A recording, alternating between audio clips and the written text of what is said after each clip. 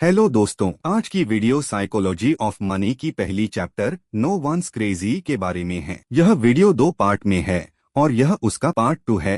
अगर आपको वीडियो पसंद आए तो वीडियो को लाइक करें और चैनल को सब्सक्राइब करना न भूलें। किसी से यह उम्मीद नहीं की जा सकती कि वो सभी लोग एक जैसे सलाह देने वालों पर भरोसा करेंगे।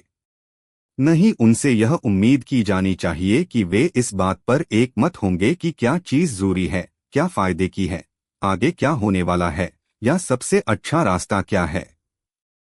हर इंसान की पैसे को लेकर सोच अलग अलग माहौल में बनी होती है और जब ऐसा होता है तो जो विचार एक समूह को बहुत अजीब या गलत लगता है, वही बात दूसरे समूह को बिल्कुल सही और समझदारी भरी लग सकती है।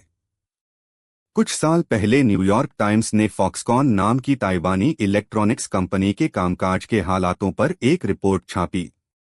वहां के हालात वाकई बहुत खराब थे। इसे पढ़कर लोग बहुत नाराज हुए। लेकिन इस पर एक बहुत ही दिलचस्प प्रतिक्रिया एक चीनी कर्मचारी के भतीजे ने कमेंट सेक्शन में दी। उसने लिखा, मेरी आंटी ने कई सालों तक उन फैक्ट्रियों में काम किया जिन्हें अमेरिका वाले स्वेटशॉप कहते हैं। काम बहुत मुश्किल था, घंटे लंबे थे, मजदूरी कम थी और हालात खराब थे। लेकिन क्या आप जानते हैं कि मेरी आंटी इससे पहले क्या करती थीं? वो एक वेश्या थीं। मेरे हिसाब से फैक्ट्री में काम करना उनकी उस पुरानी जिंदगी से बेहतर था। मेरी आंटी चाहेंगी कि कोई बुरा पूंजीपति मालिक उन्हें कुछ डॉलर देकर शोषण करे, बजाय इसके कि कई मर्दों द्वारा कुछ पैसों के लिए उनका जिस्म शोषित हो। यही वजह है कि मैं कई अमेरिकियों की सोच से दुखी हूं। हमारे पास वैसी सुविधाएं नहीं हैं जैसी पश्चिमी देशों में होती हैं। हमारी सरकार अलग है, हमारा देश अलग है। हाँ, फैक्ट्री में काम करना कठिन है। क्या हालात बेहतर हो सकते हैं? हाँ, लेकिन तभी जब आप उनकी तुलना अमेरिकी नौकरियों से करें। अब मुझे नहीं पता कि इस बात पर मैं क्या सोचूं। मेरा एक हिस्सा इस पर बहस करना चाहता है, जोरदार तरीके से। लेकिन एक हिस्सा इसे समझना चाहता है। और सबसे ज्यादा यह एक ऐसा उदाहरण है जो दिखाता है कि अलग अलग अनुभवों से लोगों के विचार कितने अलग हो सकते हैं, उन मुद्दों पर भी जिन्हें कुछ लोग बिल्कुल साफ साफ सही या गलत मानते हैं। हर इंसान जब पैसे से जुड़ा कोई फैसला लेता है तो वो उस वक्त जो जानकारी उसके पास होती है उसे अपनी सोच और दुनिया को समझने के तरीके के साथ जोड़कर निर्णय लेता है। हो सकता है उस इंसान के पास अधूरी या गलत जानकारी हो सकता है उसे गणित ठीक से न आती हो सकता है वह किसी गंदी मार्केटिंग से प्रभावित हुआ हो, या फिर उसे खुद नहीं पता हो कि वह क्या कर रहा है। हो सकता है वह अपने फैसले के परिणामों को गलत तरीके से आंक रहा हो और ऐसा अक्सर होता भी है। लेकिन हर वित्तीय फैसला जो कोई भी लेता है उस समय उसके लिए एक तरह से सही लगता है। वो अपने मन में एक कहानी बनाता है कि वह ये फैसला क्यों ले रहा है, और ये कहानी उसके खुद के अनुभवों से बनी होती है। एक आसान उदाहरण लें, लॉटरी टिकट। अमेरिका में लोग लॉटरी टिकटों पर फिल्मों, वीडियो गेम्स, म्यूजिक, स्पोर्ट्स और किताबों को मिलाकर जितना खर्च करते हैं उससे भी ज्यादा खर्च करते हैं। और इन्हें सबसे ज्यादा कौन खरीदता है? गरीब लोग। अमेरिका में सबसे कम कमाई करने वाले घरों के लोग औसतन हर साल $412 लॉटरी टिकटों पर खर्च करते हैं, जो कि सबसे अमीर लोगों की तुलना में 4 गुना ज्यादा है। 40% अमेरिकी ये कहते हैं कि अगर उन्हें अचानक $400 की जरूरत पड़े तो वो नहीं ला पाएंगे। यानी जो लोग $400 की इमरजेंसी में भी व्यवस्था नहीं कर सकते, वही लोग साल में $400 लॉटरी टिकटों पर खर्च कर देते हैं। वो अपना सुरक्षा कवच, सेफ्टी नेट, उस चीज पर खर्च कर देते हैं जिसमें जीतने की संभावना लाखों में एक होती है। ये बात हमें पागलपन जैसी लग सकती है। शायद आपको भी लगे। लेकिन मैं सबसे गरीब वर्ग में नहीं आता। और शायद आप भी नहीं। इसलिए ऐसे फैसलों के पीछे जो सोच होती है उसे समझ पाना हमारे लिए मुश्किल होता है। लेकिन थोड़ा सोचिए तो शायद आप ऐसा कुछ सोच सकते हैं। हम हर महीने की तनख्वाह पर जीते हैं। बचत करना नामुमकिन लगता है और ज्यादा पैसे कमाने की उम्मीद भी दूर दूर तक नजर नहीं आती। हम अच्छी छुट्टियों पर नहीं जा सकते, नई कारें नहीं खरीद सकते, न ही स्वास्थ्य बीमा ले सकते हैं और न ही सुरक्षित इलाकों में घर खरीद सकते हैं। हम अपने बच्चों को बिना भारी कर्ज के कॉलेज नहीं भेज सकते। जिन चीजों को आप जो फाइनेंस की किताबें पढ़ते हैं या तो पहले से ही रखते हैं या जिन्हें हासिल करने की अच्छी संभावना रखते हैं, वो चीजें हमारे पास नहीं हैं। लॉटरी टिकट खरीदना हमारे लिए एकमात्र ऐसा मौका होता है जब हम किसी अच्छी जिंदगी का सपना पकड़कर महसूस कर सकते हैं, वैसी जिंदगी जो आपके पास पहले से है और जिसे आप सामान्य मानते हैं। हम एक सपना खरीद रहे हैं और हो सकता है आप इसे न समझ पाएं, क्योंकि आप खुद पहले से ही उस सपने को जी रहे हैं। इसीलिए हम आपसे ज्यादा टिकट खरीदते हैं। आप इस सोच से सहमत हों, ये जरूरी नहीं है। गरीबी में लॉटरी खरीदना अब भी एक बुरा फैसला हो सकता है, लेकिन अब मैं थोड़ी बहुत समझ सकता हूं कि लॉटरी की बिक्री क्यों जारी रहती है। और यही बात जो तुम कर रहे हो वो पागलपन जैसा लगता है, लेकिन मैं समझ सकता हूं कि तुम ऐसा क्यों कर रहे हो। हमारे बहुत से पैसों से जुड़े फैसलों की जड़ तक ले जाती है। बहुत कम लोग ऐसे होते हैं जो सिर्फ एक्सेल शीट देखकर पैसे से जुड़े फैसले लेते हैं।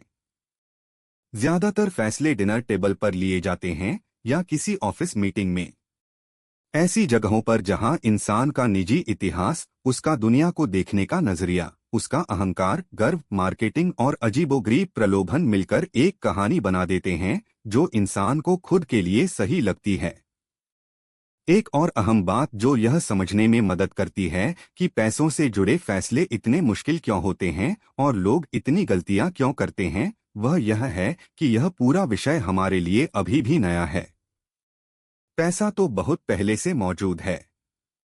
ऐसा माना जाता है कि लिडिया के राजा एलिएटिस, जो आज तुर्की का हिस्सा है, ने 600 ईसा पूर्व में पहली बार आधिकारिक मुद्रा चलाई थी।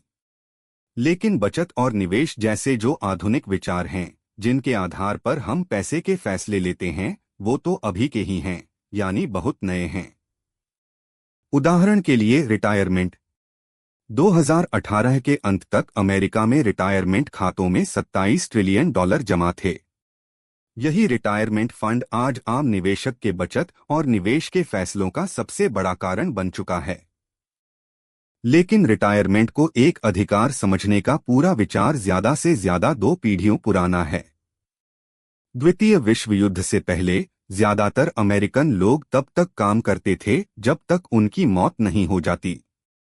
यही समाज की अपेक्षा थी और यही हकीकत भी थी।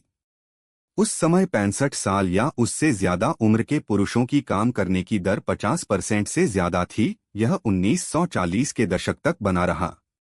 सोशल सिक्योरिटी सिस्टम इस सोच को बदलने के लिए लाया गया था, लेकिन शुरुआत में इसके फायदे एक सही पेंशन के बराबर नहीं थे। जब 1940 में आइडा में फुलर को पहला सोशल सिक्योरिटी चेक मिला तो वह केवल $22.54 था। आज की महंगाई के अनुसार लगभग 416। 1980 के दशक तक ऐसा नहीं हुआ कि रिटायर्ड लोगों को मिलने वाला औसत सोशल सिक्योरिटी चेक $1000 मौजूदा महंगाई के अनुसार से ज्यादा हो। 1960 के दशक के अंत तक 65 साल से ऊपर के हर 4 में से एक अमेरिकी को जनगणना ब्यूरो ने गरीबी रेखा से नीचे बताया था। अक्सर लोगों के बीच यह धारणा होती है कि पहले सभी के पास प्राइवेट पेंशन हुआ करती थी, लेकिन यह बात बहुत ज्यादा बढ़ा चढ़ाकर कही जाती है। एम्प्लॉई बेनिफिट रिसर्च इंस्टीट्यूट इसे इस तरह समझाता है। 1975 में 65 साल या उससे अधिक उम्र के सिर्फ 1/4 लोगों को ही पेंशन की आय मिलती थी, और उन भाग्यशाली लोगों में भी केवल 15% घर की कुल आमदनी पेंशन से आती थी। 1955 में न्यूयॉर्क टाइम्स ने रिटायरमेंट की इच्छा और उसे हासिल करने में असमर्थता पर लिखा, एक पुरानी कहावत को दोहराते हुए कहा जा सकता है, सभी लोग रिटायरमेंट की बात करते हैं, लेकिन बहुत कम लोग इसके लिए कुछ करते हैं। 1980 के दशक तक ऐसा नहीं था कि यह विचार आम हो कि हर किसी को सम्मानजनक रिटायरमेंट मिलना चाहिए।